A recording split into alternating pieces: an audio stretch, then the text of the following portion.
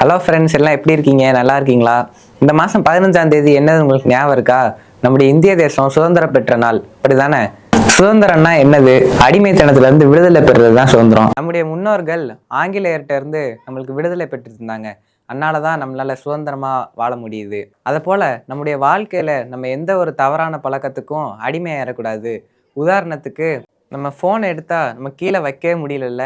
ஆனா நம்ம அந்த ஃபோனை கீழே வச்சுட்டு நம்ம படிக்க ஆரம்பிக்கணும். அதாவது நம்ம அதோட கண்ட்ரோல்ல நம்ம இருக்கக்கூடாது. நம்முடைய கண்ட்ரோலுக்கு தான் அது இருக்கணும். அப்பதான் நம்ம அடிமைத்தனத்துல இல்லைன்றதுக்கான அர்த்தம். ஒரு கிராமத்துல சிறுவர்கள்லாம் விளையாடிட்டு இருந்தாங்க.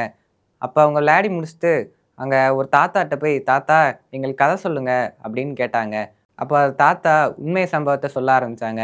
அப்ப சொன்னாங்க, ஒரு அப்பாவும் ஒரு பையனும் அப்புறம் அந்த பையனோட ஃப்ரெண்டும் கடல் கரைக்கு போனாங்க.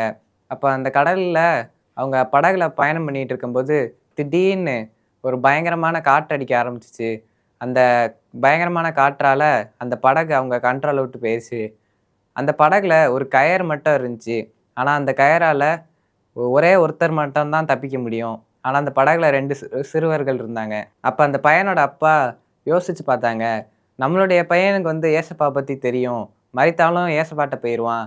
ஆனா அவனோட ஃப்ரெண்டுக்கு ஏசப்பா பத்தி தெரியாது. ரட்சிக்கப்படல. அதனால நம்ம அவன தான் காப்பாத்தணும். அப்படியே சொந்த மகனையும் விட்டுட்டு மகனோட ஃப்ரெண்ட காப்பாத்துனாங்க. பல ஆண்டுகளுக்கு பிறகு அந்த காப்பாற்றப்பட்ட அந்த சிறுவர் தான் ஒரு பெரிய ஊழியக்காரனா ஆனாரு. அப்ப அந்த ஊழியக்காரர் சொன்னாங்க, "என்னோட ஃப்ரெண்டோட அப்பா தான் என் உயிர காப்பாத்துனாங்க. அவரோட சொந்த மகனையும் விட்டுட்டு என் உயிர காப்பாத்துனாங்க. அந்த அன்பு தான் என்ன ஏசப்பாவிடம் கொண்டு வந்திருக்கு. இப்ப நான் அந்த அன்ப பத்தி எல்லாத்துக்கும் சொல்றேன்" அப்படின்னு சொன்னாங்க. ஆமா ஃப்ரெண்ட்ஸ், நம்மள ரட்சிக்க தேவன் தம்முடைய ஒரே குமாரன இந்த உலகத்துக்கு அனுப்புனாங்க. அவரால் மட்டும் தான் நம்மளுடைய பாவத்தெல்லாம் மன்னிக்க முடியும். ஆமா ஃப்ரெண்ட்ஸ், உங்க பாவத்துக்காக, என் பாவத்துக்காக, இந்த உலகத்துல இருக்க எல்லாருடைய பாவத்துக்காகவும் ஏசப்பா தன்னுடைய உயிரையே சிலுவையில குடுத்தாங்க. தன்னுடைய கடைசி சொட்டு ரத்தத்தையும் நமக்காக குடுத்தாங்க. நமக்காக குடுத்தாங்க. 3ஆம் நாள் உயிரோடையும் எழுந்து இன்றைக்கு நம்ம மத்தியில இருக்கிறாங்க. நீங்க அவங்கள ஏற்றுக்கொள்ளுங்க. இப்ப இந்த கதை கேட்ட வசனம் பார்ப்போமா? குமாரன் உங்களை விடுதலையாக்கினால் மெய்யாகவே விடுதலையாவீர்கள். யோவான் 8:36. இப்போ ஒரு குட்டி பாட்டு பார்ப்போமா? ஜிம்பாலே ஜிம்பாலே ஜிம்பக்கா, ஜிம்பாலே ஜிம்பாலே ஜிம்பக்கா, ஜிம்பாலே ஜிம்பாலே ஜிம்பக்கா, ஜிம்பாலே ஜிம்பாலே ஜிம்பக்கா.